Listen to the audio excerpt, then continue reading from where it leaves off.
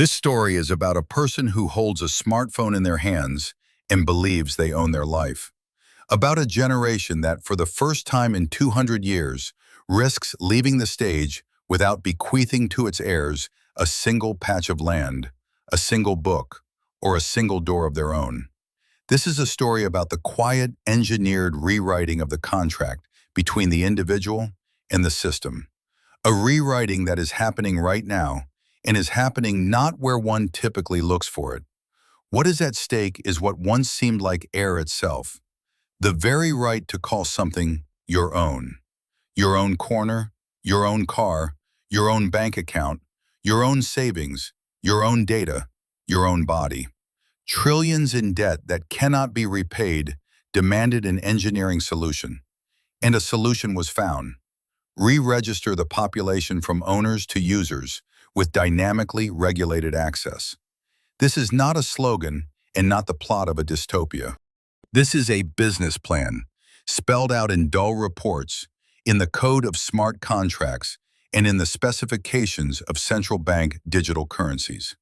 The hero of this story is an ordinary person with no name, because a place has been provided for each of you. They will be offered convenience instead of keys, a subscription instead of walls, a guaranteed ration instead of work, and virtual gardens instead of real ones. They will be told there is nothing to fear. After all, they will have nothing, and they will be happy. And it is precisely along this promised ease that the front line runs, invisible to most. And what would you do, finding yourself inside such an offer? What matters more to you? Easy access to what belongs to others, or the heavy responsibility of owning your own? Would you pay with your privacy for warm seats, with your biometrics for a ration, with your consent for silence in your wallet? Listen, this story is about that choice, and it already stands before you, even if you haven't yet lifted your eyes from the screen. Pause for a moment and look at how your everyday existence has changed. You listen to music through a streaming service, without a single record in your hands. You watch films by subscription, while your collection of discs gathers dust at your parents' house at best. You pay for a taxi through an app and haven't thought about owning a garage in a long time. All of this looks like progress, like liberation from unnecessary things and unnecessary worries. The comfort of the digital age is simple and seductive. But it is precisely behind this convenience that a mathematical model lies hidden, one that the World Economic Forum formulated with merciless precision. You will own nothing, and you will be happy. This is not an advertising slogan and not the plot of a dystopia. It is an economic forecast written for you by those you did not choose. And it is already coming true right now while you hold your smartphone in your hands. But we must begin with a diagnosis, with the question of what exactly broke in the system that fed us for the last 70 years. It is now 2025. Look around. Inflation is devouring savings faster than you can set them aside, and housing prices have soared so high that a mortgage has become a form of lifelong bondage for most. Economists call what is happening the erosion of the middle class. But behind that elegant term lies a precise mechanism. This is not a random glitch or a temporary hardship. You are being gently but persistently weaned off the very concept of private property. Debts grow, real incomes fall, and the only way out the market graciously offers is rent. Rent for housing, rent for transportation, rent for life itself. This is a mathematically constructed system in which you will never buy anything of your own. And this is not a bug, this is a feature. But where were the decisions about its structure made? In a Swiss town that nobody invited you to. Imagine a vast conference hall in the Swiss Alps, in Davos, just after the forum has ended. The hum of cleaning machines, scattered brochures, all that remains of a meeting where the fates of trillions were decided. Seen through the eyes of someone who understands the global economy, this scene is not a cleanup of trash, but the erasure of an entire era. In the corridors where trillions are moved, a heavy, almost palpable tension hangs in the air. The elites are frightened, and this fear is the main engine of the story unfolding before us. They understand what the news broadcast keeps silent about. The old model of capitalism has broken down completely. Let us turn to the dry figures that are customarily hidden in the footnotes of financial reports. By 2024, global debt reached a historic record, $307 trillion. Think about this figure, $307 trillion, a debt hole from which there is no escape by traditional methods. This money cannot be repaid.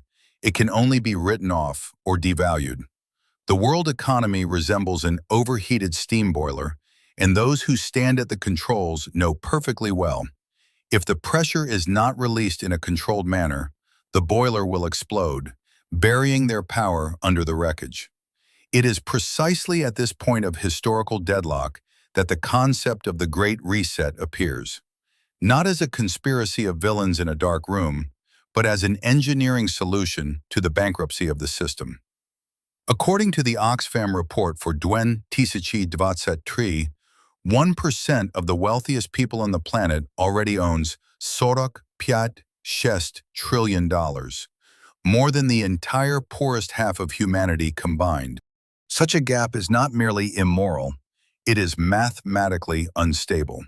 In physics, this is called critical mass, and in history it usually ends with a guillotine. To avoid a social explosion, the architects of the new reality, among whom Schwab plays a key role, proposed a sophisticated substitution of concepts. They declared the end of shareholder capitalism, where the main goal was profit, and proclaimed the arrival of stakeholder capitalism. This sounds noble, as if it were about caring for society, but as always, the devil is in the details. In this new model, the interests of society are defined not by the people themselves through elections, not by shareholders who risk their own money. They are defined by unelected corporate structures and supranational funds that have arrogated to themselves the role of moral arbiters. The answer to the question of what exactly they have in mind is hidden in a dull book that almost no one has read. Many have heard of Schwab's book, COVID Deviat, The Great Reset, but few have actually opened it, dismissing it as a boring, bureaucratic manifesto. This is a terrible misconception. Before us is perhaps the most candid document of the current century, the blueprints for your future home, which does not belong to you. And while the whole world was frantically buying masks and food, the founder of the World Economic Forum made a statement that should have alarmed every thinking person. Schwab called the global catastrophe a rare but narrow window of opportunity to rebuild the world order. Not a tragedy, but an opportunity. He said exactly that, and he said it publicly. It was precisely in the moment of universal chaos and fear that the mechanisms of digital control were tested, mechanisms that would become the foundation of the new economic model. Lockdowns showed that the economy could be switched off like a circuit breaker, and the behavior of billions of people could be changed within weeks. We are accustomed to thinking about capitalism as a system based on private property and a free market. But the Great Reset offers us capitalism without small property owners. Resources, land, technology, and even your personal data must come under the management of giant ecosystems. The logic is simple. Resource scarcity is growing, and elites are convinced that ordinary people cannot be trusted to manage them. Efficiency demands centralization. Your personal car is an inefficient use of metal. Your empty dacha is an irrational use of land. You are offered a deal. You give up the right to ownership, and in return, you receive guaranteed access to services. Access instead of ownership. That is the mantra of the new world. But this access has one critical vulnerability. Whoever provides it can also take it away. In a world where you own your home, it is hard to evict you. In a world where you rent a living cell from a corporation, you can be disconnected for violating community rules just as easily as an account is blocked on a social network. And the tools for this new world are already ready. You see them every day without suspecting what they are capable of. Look at this workshop. This is the Tesla factory. Do you hear? It is unnaturally quiet here. No shouting foreman, no smoke breaks, no human factor. Robots assemble robots. This is a perfect illustration of what Schwab calls the fourth industrial revolution. Many make the mistake of treating this term as merely a beautiful marketing package for new gadgets. There was the steam engine, then electricity, then computers, now artificial intelligence. This is a dangerous oversimplification. The fourth revolution differs from the first three, not in its tools, but in its vector of attack. Previously, technology changed what we do. Now it changes what we are. Our brain is evolutionarily tuned to linear thinking. Take 30 steps, walk 30 meters. But technology develops exponentially, and if you take 30 steps exponentially, you end up in lunar orbit. In his works, Schwab emphasizes precisely this exponential speed. Changes that previously took centuries now happen within months. We are not merely implementing innovations. We are creating an environment in which a human being without technological augmentation becomes biologically uncompetitive. And for managing the most complex global system, human intelligence is already insufficient. It is precisely here that a new player steps onto the stage, one not written about in school textbooks. Meet the Aladdin system, the neural network of investment giant BlackRock. According to data from 2023, this algorithm manages assets totaling more than $21 trillion, more than the gross domestic product of any country in the world except the United States. Aladdin is essentially the central nervous system of the world economy. It calculates risks, dictates corporate merger strategies, and decides where the rivers of money will flow. We are accustomed to speaking of the invisible hand of the market, but now the market has a very specific digital brain, and this brain knows no mercy, fatigue, or morality. It optimizes the system, and if optimization requires the elimination of entire industries or classes of people, it will do so in a nanosecond. The algorithm already controls the money of the entire planet, and the next step is sensors inside you, transmitting data before you even feel pain. In the documents of the Davos Forum, this next step bears the name Internet of Bodies. We long ago grew accustomed to the Internet of Things. The phone is connected to a smart speaker, the refrigerator is plugged into the cloud. Now imagine that the sensors are located directly inside you. Smart pills, Wi-Fi-enabled pacemakers, glucose level sensors continuously transmitting data to the cloud of your insurance company. This is no longer science fiction, but medical reality. From the standpoint of the new ethics, your body is the same kind of platform as your smartphone, and it generates data that does not belong to you. Corporations know more about your health than you do.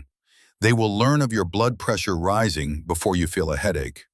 This creates an unprecedented asymmetry of power. Whoever holds the remote control for your biological indicators holds you on a very short leash. The apotheosis of the merger of biology and the digital was the Neuralink demonstration in 2024. A person controlled a computer through the power of thought. For techno-optimists, this is a miracle giving hope to the paralyzed. But for a systems analyst, it is a dam breaking. The skull was the last bastion of privacy, and now the bridge has been built. If a signal can travel from the brain to a computer, then sooner or later it will travel in the opposite direction as well. Historian Harari, the ideologist of the new era, formulates it this way. We are one of the last generations of Homo sapiens, and we are being replaced by creatures representing a symbiosis of organic matter and silicon. In this new reality, the question of who owns the data becomes the question of who owns your mind. If your thoughts, emotions, and desires are simply biochemical algorithms, then they can be decoded, predicted, and, most terrifyingly, rewritten. This is the essence of the fourth industrial revolution, the erasure of boundaries between the physical, digital, and biological worlds. The Tesla factory, the BlackRock algorithm, and the Neuralink chip are parts of one whole, the infrastructure for a world where a person ceases to be an autonomous subject and becomes a node in a global network. In such a network, the concepts of private life and free will become obsolete just as rapidly as a floppy disk or a cassette player. The technological foundation has been laid, and now a natural question arises: how to persuade 8 billion people to voluntarily accept these rules of the game? The answer is brilliant in its simplicity. One must make ownership inconvenient, unprofitable, and even shameful. Recall the feeling of walking into a hotel room for the first time. Clean, cozy, everything you need, but none of it belongs to you. You are a guest here, a temporary user of someone else's space. Now imagine that this feeling has become your permanent state and you are living in a hotel called life. You think you bought a car, but read the license agreement. It says you bought the right to use it, and this right can be revoked at any moment. The macroeconomic logic is merciless. The average private car sits idle percent of its life cycle, rotting in a parking lot and occupying expensive land while you sit in an office or sleep. From the standpoint of the new economy, this is a dead asset, frozen capital. In a world where resources are limited and an algorithm optimizes every second, owning something you do not use around the clock is declared an inadmissible luxury, and the system will do everything to relieve you of it. Welcome to the era of XaaS, the model in which absolutely everything becomes a service. This is not merely a change in business model, but a fundamental shift in the psychology of consumption. Corporations no longer find it profitable to sell you a product once. They need you to pay for it forever, because a sale generates one-time revenue while a subscription generates an endless cash flow. And to get you to accept this model, the very concept of mine must be destroyed. This is done with extreme simplicity. The object is physically in your possession, but legally and programmatically, it does not obey you. Look at the American farmers who encountered this fully when purchasing equipment from John Deere. Having spent hundreds of thousands of dollars on a tractor, they suddenly discovered they had no right to repair it. The software code controlling the engine is protected by copyright law, and an attempt to replace a part with one's own hands is treated as a hacking attack. The farmer bought the hardware, but the mind of the tractor remained the property of the corporation. This is the first harbinger of the new feudalism.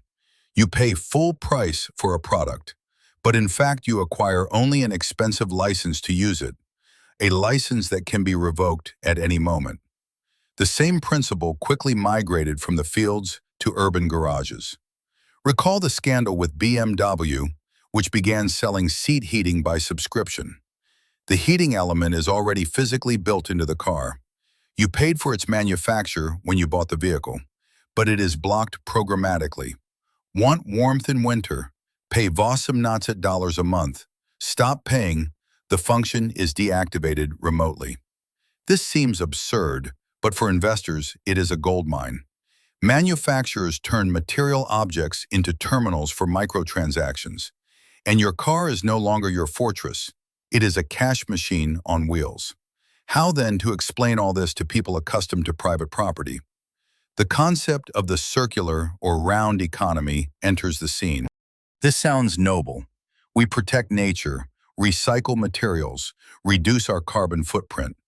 But if you translate this from marketing language into the language of contracts, an interesting detail emerges. In the ideal circular economy, the manufacturer never transfers ownership to the buyer, since they are obligated to recycle the product and must therefore control its entire life cycle. You are buying not a washing machine, but 2,000 wash cycles, and when the limit is exhausted, the machine is taken back. Let us return to your apartment. A smart refrigerator, a smart television, a smart speaker. In the subscription model, the price of these devices can be almost symbolic. But there is a hidden currency you pay with every second: your privacy. The smart home device market is structured so that data about your behavior is collected every 3 seconds. What time you got up, what you ate, which programs you watched. In a world where you own nothing, you yourself become the product, and your life in a rented apartment turns into a reality show for algorithms evaluating your creditworthiness and loyalty. The economic noose tightens gradually.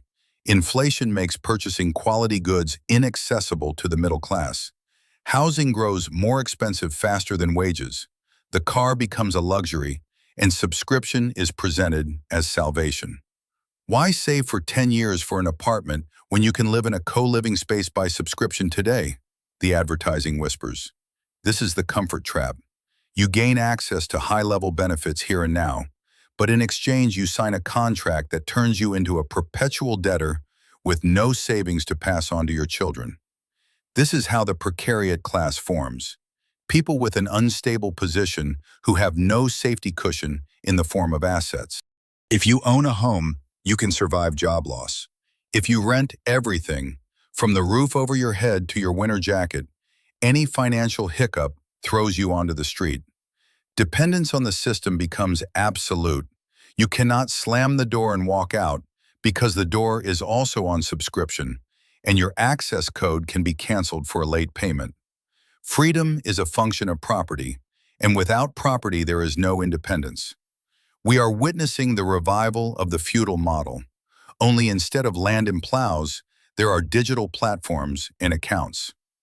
Corporations become the new lords, and we become digital tenants working on their platforms to pay for access to their own services.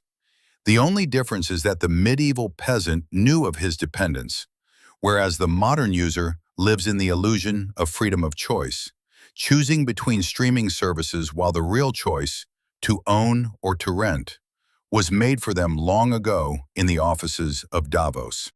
This is not merely a change in the economy, it is a restructuring of the social hierarchy. And here we arrive at the most dangerous turn.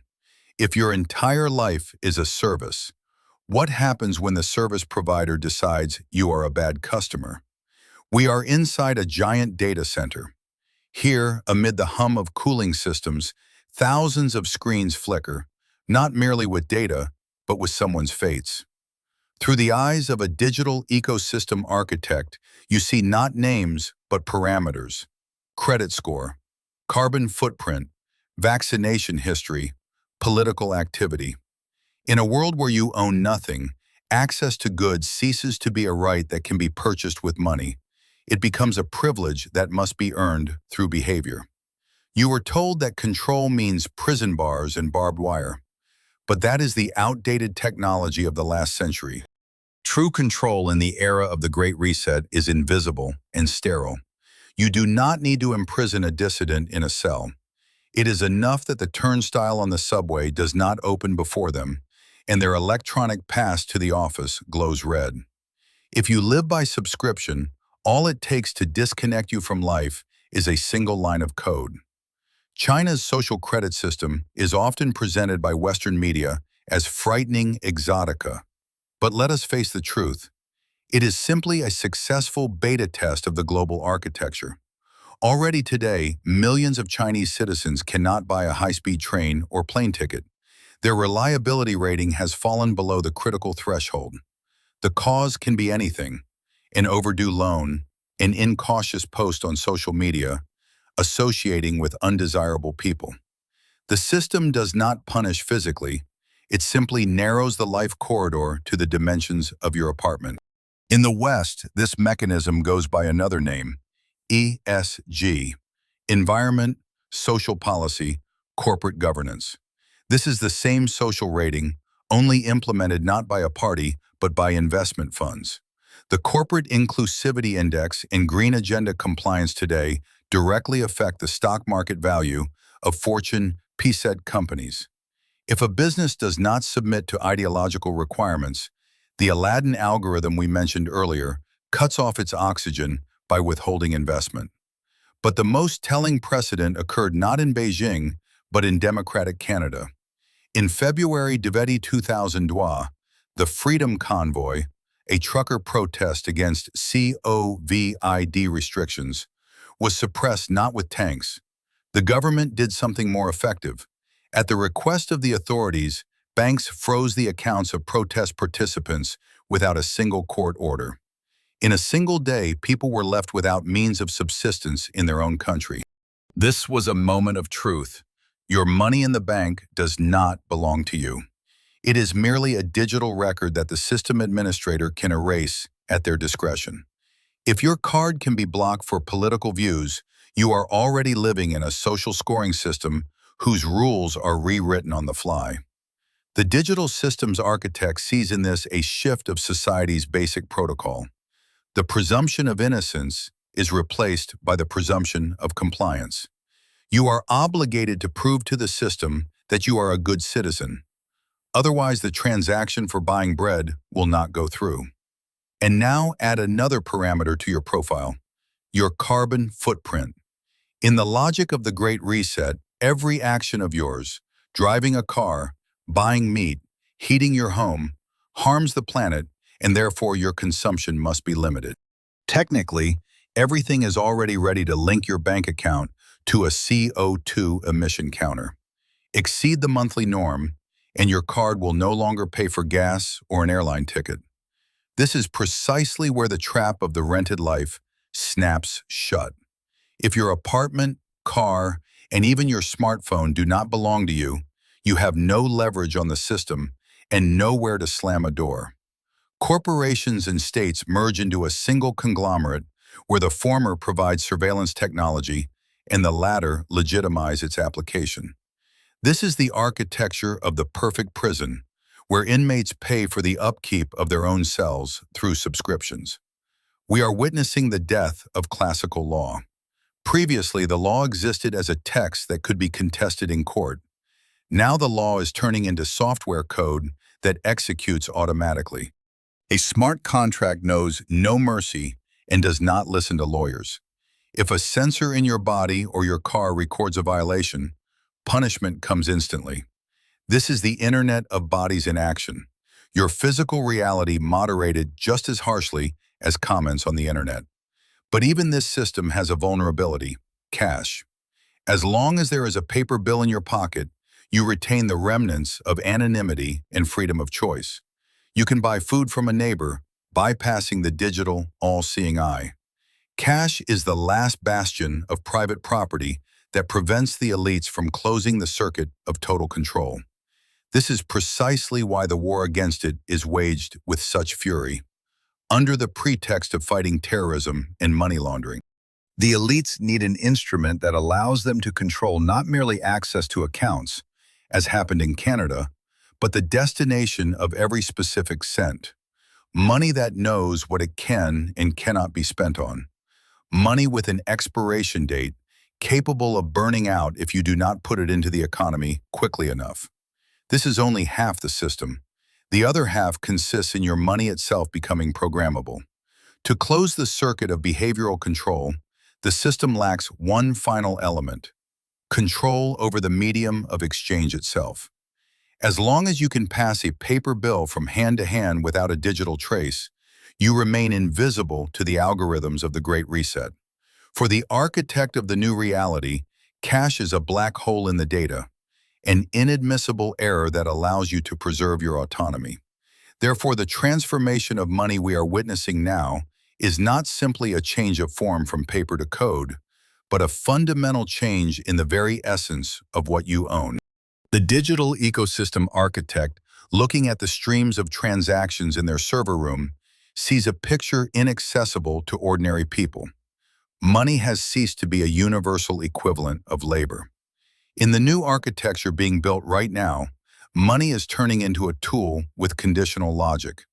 Imagine that every digital coin in your wallet has its own genome, a software code dictating where, when, and on what it can be spent. This is no longer your property. This is a consumption permit issued to you by the issuer.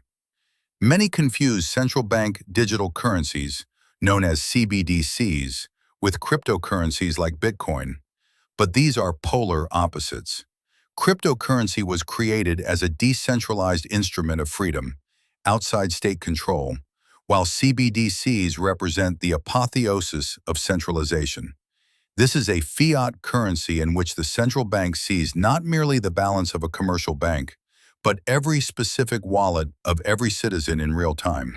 Intermediaries disappear, and all that remains is you and the regulator's server. Carstens, head of the Bank for International Settlements, the man called the banker of central bankers, spoke with extreme candor, stating that the main difference between CBDC and cash lies in absolute control over the rules and technology of currency use. This is not a conspiracy theory. This is an official transcript. In the world of cash, the central bank does not know who holds a banknote today or what it will be spent on tomorrow. In the world of CBDCs, the issuer gains the technological ability to prohibit or permit a transaction before it even occurs. Here the concept of programmable currency comes into play. To every digital ruble or dollar, a smart contract can be attached, a set of conditions. Your account may have sufficient funds to purchase gasoline, but the transaction will be declined because these specific tokens are marked as a social benefit for food, or because your personal carbon emission limit for this month has already been exhausted. Money loses its function as a universal medium of exchange and becomes targeted vouchers. If this scenario seems to you like a distant dystopia, pay attention to the experience of Nigeria. The introduction of the digital currency was accompanied by severe restrictions on cash withdrawals, to literally force the population to move into the digital environment. People were left with no choice between a transparent digital instrument and denial of access to the economy. This was the first large-scale field test of compulsion technology, and the results of this experiment are now being carefully studied in the offices of the IMF and the World Bank. Another function that CBDCs open up is money with an expiration date. In classical economics, money serves as a means of accumulation, allowing you to save for a rainy day and pass savings on to the next generation. In a model oriented towards stimulating consumption, the algorithm can impose a negative interest rate on untouched savings. The longer money sits idle, the faster it burns. Your savings melt not due to inflation, but by server command, and this forces you to run to the store faster than the very desire to buy something has time to form.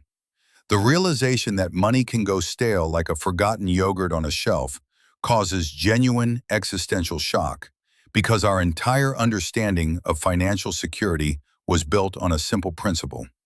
What is set aside today will be preserved until tomorrow. This is the end of the savings era for the middle class, the end of the very idea of financial independence through savings. But the architects of the new system have another instrument that turns your money from a neutral medium of exchange into a mechanism of behavioral control. In the architecture of both the digital ruble and the digital yuan, there is a function initially built in that specialists call token coloring. Every digital denomination is assigned a tag determining the permissible purposes of its use. The state issues a subsidy physically impossible to spend outside a pre-approved list of goods. This is the dream of any bureaucrat yearning for perfect transparency of targeted expenditures. For the citizen, this means their wallet has been turned into a folder of differently colored ration coupons administered by an external manager. Simultaneously, the last thing that still protected personal financial space collapses: banking secrecy.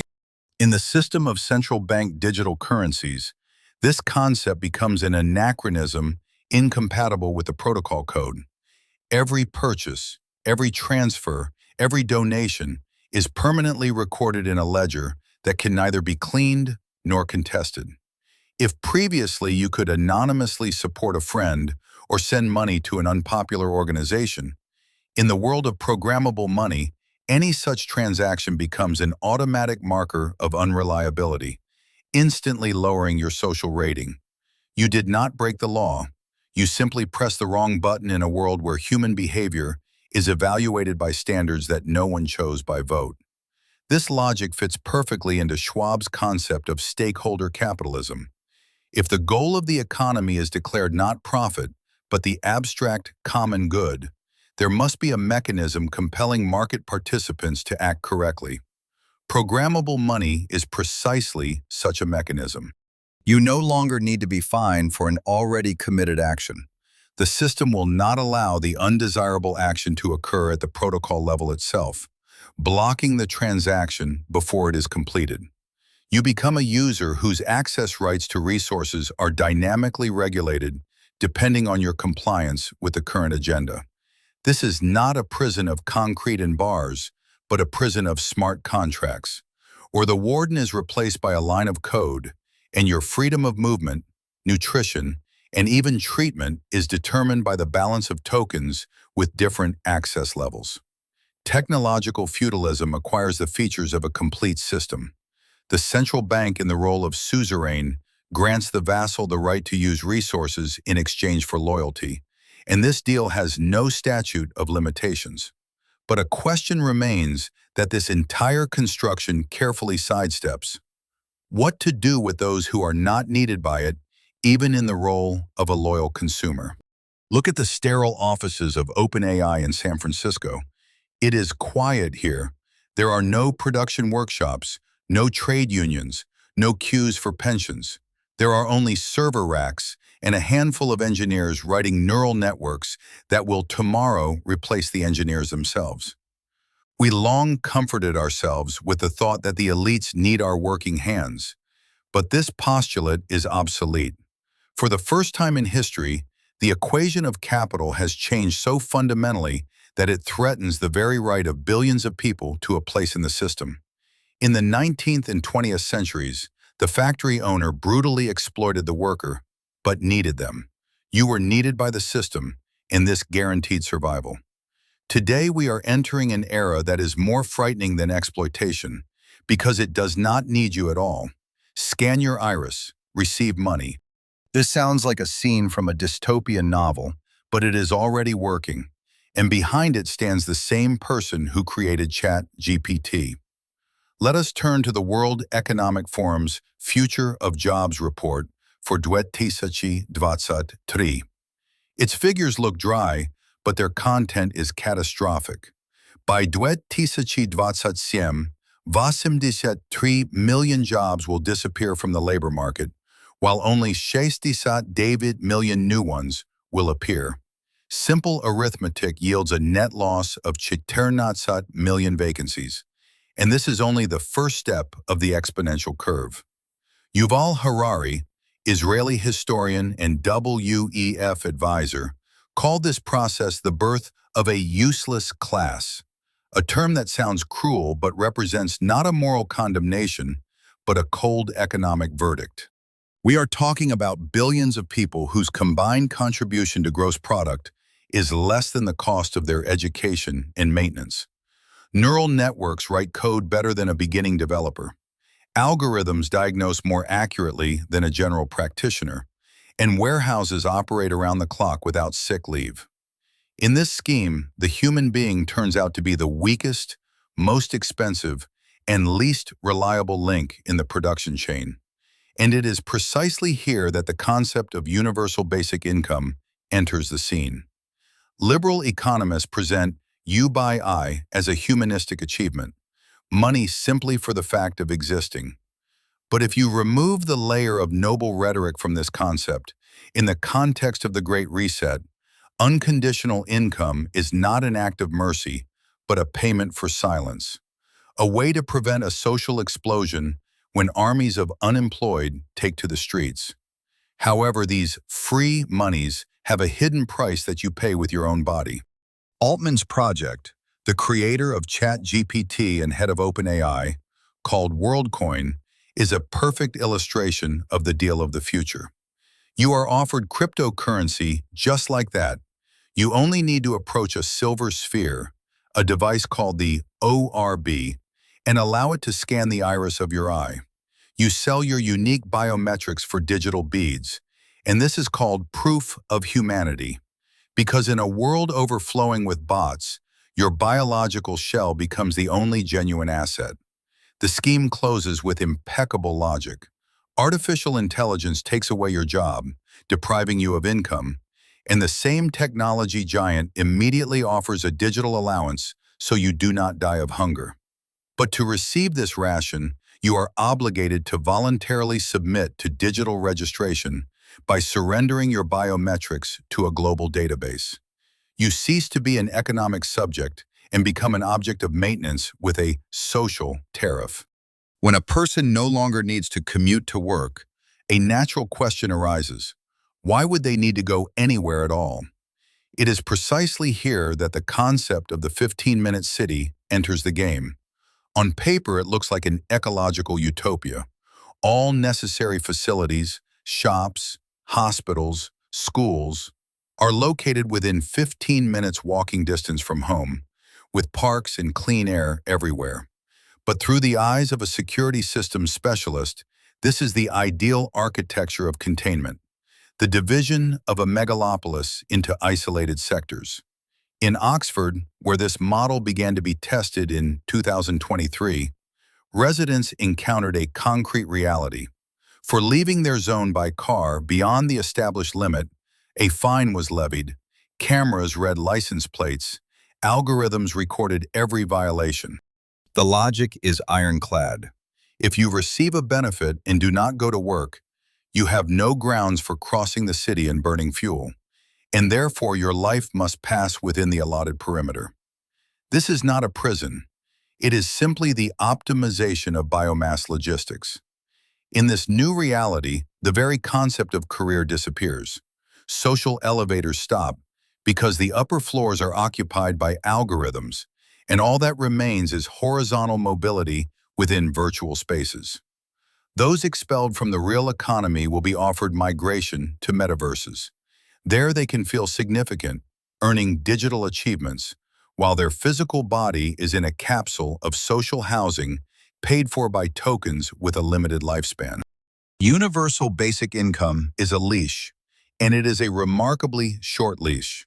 If you are 100% dependent on government payments, you have no right to political protest because any disagreement with the system will result in a wallet blockage. And in a world without cash, this means instant and complete disconnection from life. While you are being housed in 15-minute cities, outside the walls of your sectors, the largest redistribution of property in the history of humanity is unfolding. Let us mentally travel from cramped living cells to the stratosphere, from which a view opens onto the boundless forests of the Amazon, the lungs of the planet. For a biologist, this is a unique ecosystem. For a poet, a temple of living nature. But for the stock market of 2025, it is an undervalued asset urgently requiring placement on a balance sheet. Right now, satellite images of jungles are turning into stock market charts. The green of the foliage is replaced by the green of dollar quotations, and saving the planet has become the most profitable business project of the 21st century. Remember the abbreviation that will soon prove more important than GDP, NAC, Natural Asset Companies. This initiative, promoted through the New York Stock Exchange, proposes a revolutionary approach to valuing nature, not by the value of timber felled, but by the value of ecosystem services that a living forest renders to the planet. Oxygen production, carbon absorption, freshwater accumulation. All of this now has a price, and that price, by preliminary calculations, amounts to $4 quadrillion, 40 times the combined world GDP. Think about this scale. We are talking about a complete revaluation of all world wealth at once. Vernadsky once dreamed of a noosphere, a sphere of reason governing the planet through the collective intelligence of humanity. But instead of a noosphere, we are building a financosphere, in which the rights to the processes of photosynthesis, to the water cycle, and to the very existence of ecosystems pass into the hands of private investors. Whoever owns a controlling stake in the forest also owns the air you breathe. This is a fundamental paradigm shift. If the old capitalism earned money by destroying nature, cut down a tree, sold aboard. The Green Deal proposes earning money by preserving it, but on one mandatory condition: nature must be privatized. If a forest absorbs carbon, it generates carbon credits that transnational corporations buy to formally compensate for industrial emissions. The biosphere turns into a giant laundry for corporate conscience, where the right to pollute is sold at market price.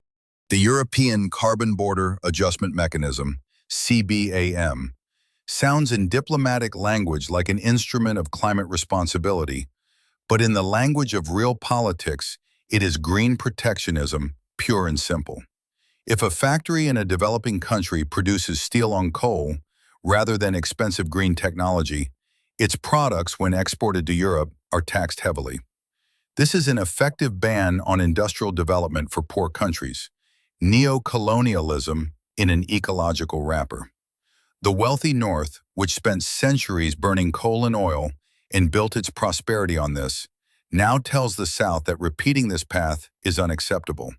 And countries without access to expensive green patents become perpetual debtors, forever pushed to the periphery of the world hierarchy. In the Netherlands, the world's second-largest agricultural exporter, the government in 2023 began the forced buyout and closure of farms in the name of reducing nitrogen emissions. This is not a conspiracy theory, but a government program recorded in official documents. Land is being taken out of agricultural circulation to become a natural asset, while food production moves from fields to corporate laboratories. Schwab in his works states directly, decarbonization is impossible without a radical change in humanity's diet. From the standpoint of the Great Reset, the cow is an obsolete technology, inefficient in water usage and guilty of methane emissions. And you will be offered an alternative. And this is not about voluntary vegetarianism from the heart's call, but about a planned transition to protein sources with a higher efficiency ratio, insects and synthetic meat from bioreactors. Crickets convert feed into protein 12 times more efficiently than cattle. For an investor, this choice is obvious, and to get the consumer to accept the substitution, the price of natural meat will be raised through carbon taxes to a level where a steak becomes a dish of the elite, like black caviar today. You lose food sovereignty, becoming dependent on patented food mixtures, and with that the circle finally closes. You live in rented housing, use shared transport, eat synthetic protein, and all of this is served up under the sauce of your personal responsibility for the planet's future. Remember the term carbon footprint? It was popularized by the oil company British Petroleum in the early 2000s to shift the blame for pollution from producers to ordinary consumers. And this rhetorical trick works to this day with the same flawless efficacy. And what is left for a person who has had their job, their property, and their familiar food taken away? They will be offered happiness, artificial, chemically pure, and guaranteed. Look at the person in our scene. They lie in a cramped living capsule and chew a standardized food brick, but on their face plays an absolutely serene smile. To an outside observer, they are a prisoner in a solitary cell, but to themselves at this moment, they are strolling through a paradise garden free of prohibitions and scarcity, because their eyes are hidden under a VR headset. Moving atoms, transporting a body to a resort, building a house, preparing a real steak requires colossal energy expenditure, while moving bits of information costs almost nothing. The economy of the Great Reset inevitably pushes us toward mass migration into the digital environment, not because it is fun, but because it is cheap. Virtuality becomes a reservation for those for whom reality is no longer affordable. And here arises the main philosophical paradox against which all previous notions of freedom are shattered. You are probably thinking, if I feel good there, what does it matter where my body is? In this reasoning lies a trap, and we are drawing very close to the most frightening stage of transformation, the redefinition of the very concept of happiness. Some thinkers feared the boot stomping on the face, prison bars and censorship. the scenario described in the dystopias of the last century. Russell feared something different, that we would not need to be compelled because we ourselves would not want to leave the cage if we were comfortable in it. The Great Reset follows Russell's scenario. In his brave new world, there are no prison bars, but people sincerely love their slavery because they are entertained into stupor, silencing their anxiety with the narcotic soma. Today, the role of this narcotic is played by the endless feed of social networks and virtual worlds. And it is in this context that one should reread the famous phrase from the Davos Forum: "You will own nothing, and you will be happy." The key here is not the word nothing, but the word happy. You are promised a life without stress, where housing is provided as a service, where you need not think about a career because artificial intelligence will do the work, and the algorithm itself will show you what you like. This is the happiness of a house pet, well-fed, well-groomed, sterilized, and locked in an apartment.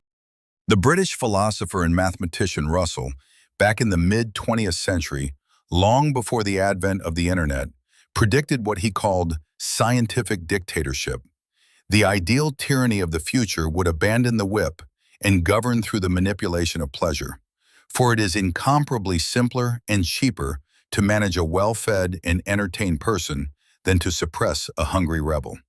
According to modern studies, already today up to 70% of content consumed on YouTube and TikTok platforms is not chosen by the user.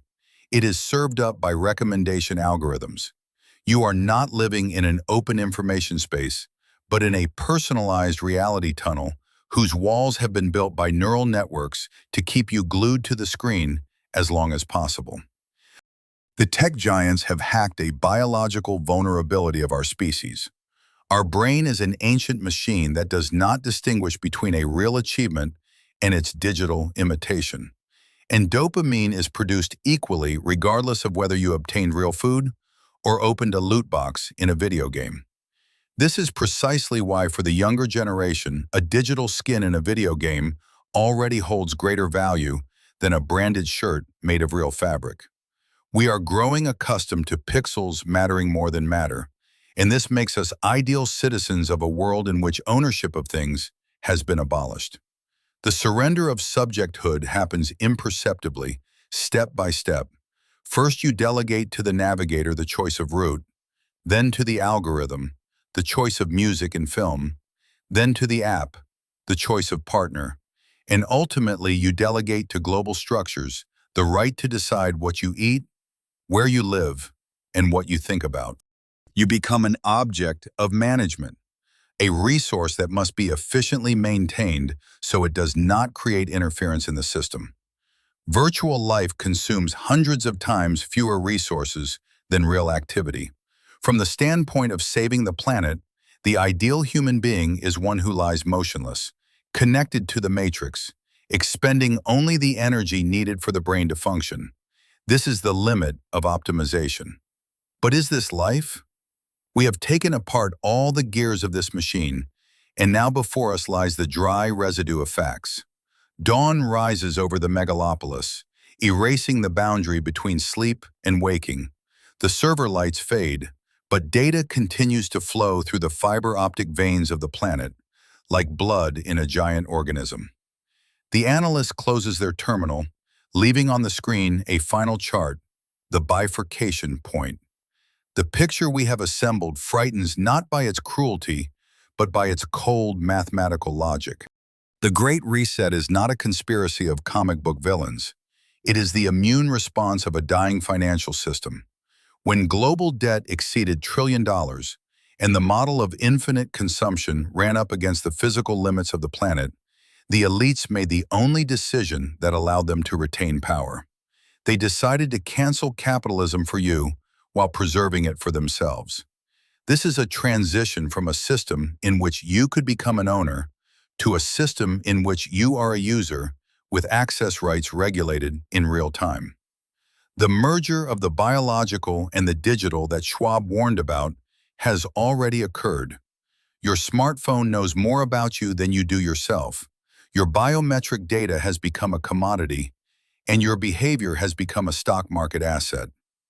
Vladimir Ivanovich Vernadsky dreamed of the noosphere, a sphere of reason enveloping the Earth and directing its evolution through collective intelligence.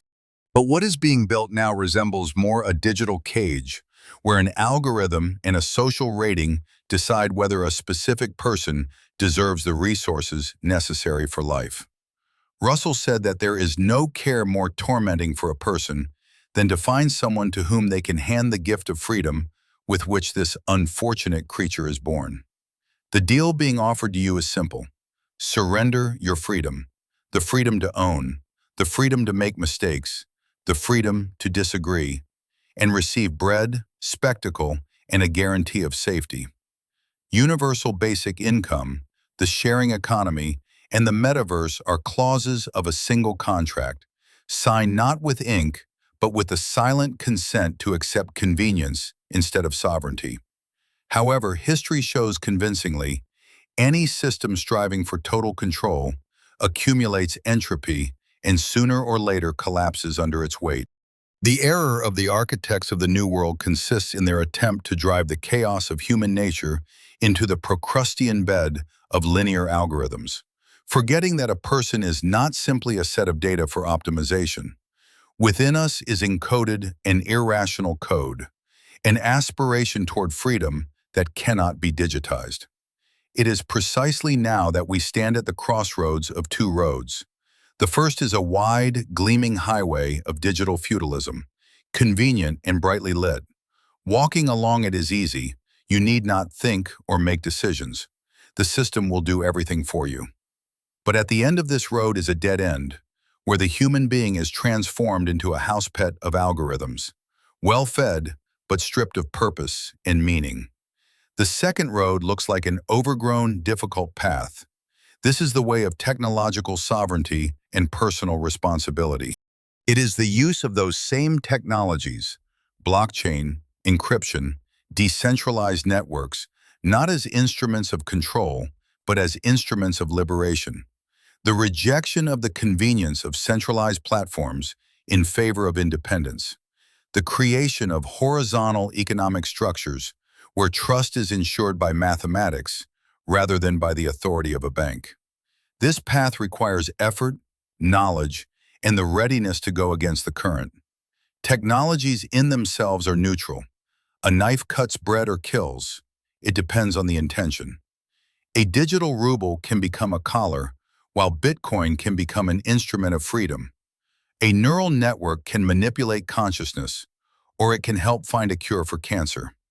The question is not in the instruments, but in whose hands the encryption keys lie. And your task is to create your own duplicates or change the locks altogether. The year 2003 is not a date on the calendar, it is a state of mind. A world without property is possible only if we ourselves voluntarily surrender the right to ownership, not only of things, but of our own lives. Every time you choose convenience over privacy, you vote for this world. Every time you study how money works or support independent media, you vote against. And this is a daily plebiscite in which there are no abstentions. Look at the Earth from orbital height. It is just as beautiful and indifferent to our social experiments. Empires are born and die, economic systems replace one another, but the laws of physics and of the human spirit remain unchanged. We are the generation to whom has fallen both the honor and the curse of living in an era of epochal change. The old world is collapsing, and many mistake the sound of its fall for the end of the world. But this is not an end. It is the beginning of construction. The Great Reset will be either the final chapter of human freedom or the point from which its new edition begins. And this choice is written not in the offices of Davos, but in millions of private decisions around the world. To be the architect of one's own reality or a resource in someone else's spreadsheet, that is perhaps the only choice we have left, and this choice cannot be delegated to anyone. The screen goes dark, the code stops running down the lines, and all that remains is silence and your reflection in the black mirror of the monitor. Now you know. What comes next is for you to act. Schwab called the global catastrophe a narrow window of opportunity to rebuild the world order. Would you